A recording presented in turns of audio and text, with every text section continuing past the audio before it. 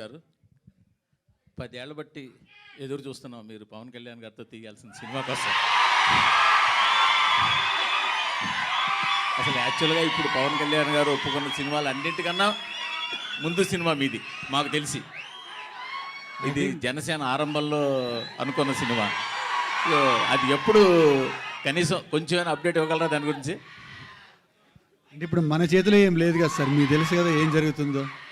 అంటే మీ side script, మీరు సురేందర్ రెడ్డి గారు స్క్రిప్ట్ లాక్ చేయడం కానీ మిగతా ఆ వర్క్ అంతా మీ సైడ్ ఉంటుంది కదా? నా సైడ్ వర్క్ అంతా అయిపోయింది సార్. స్క్రిప్ట్ లాకింగ్ అయిపోయింది, పూజ అయిపోయింది, అన్నీ అయిపోయాయి. ఇక నెక్స్ట్ అంతా ఆయన చేతిలో ఉంది. కలిసారా ఈ మధ్య? కలిసారా? మొన్నే కలిసాను సార్, 1 వీక్ బ్యాక్ కలిసాను. సినిమాలు చేస్తా ఉన్నారా? అది ఈ సినిమాని కదా, అసలు సినిమాలు చేస్తా ఉన్నారా?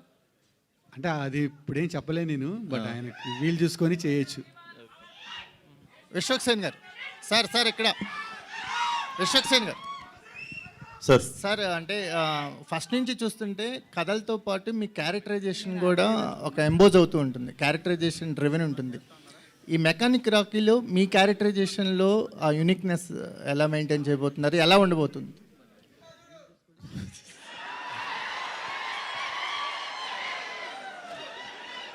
సో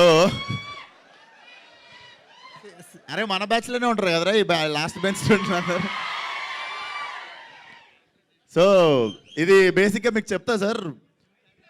ఫస్ట్ స్పెషల్ థింగ్ ఏంటంటే, నాకు ఈ సినిమాకున్న పర్సనల్ కనెక్ట్ ఏంటంటే, నేను పుట్టి పెరిగింది మలక్పేట తెలుసున్నారనమాట.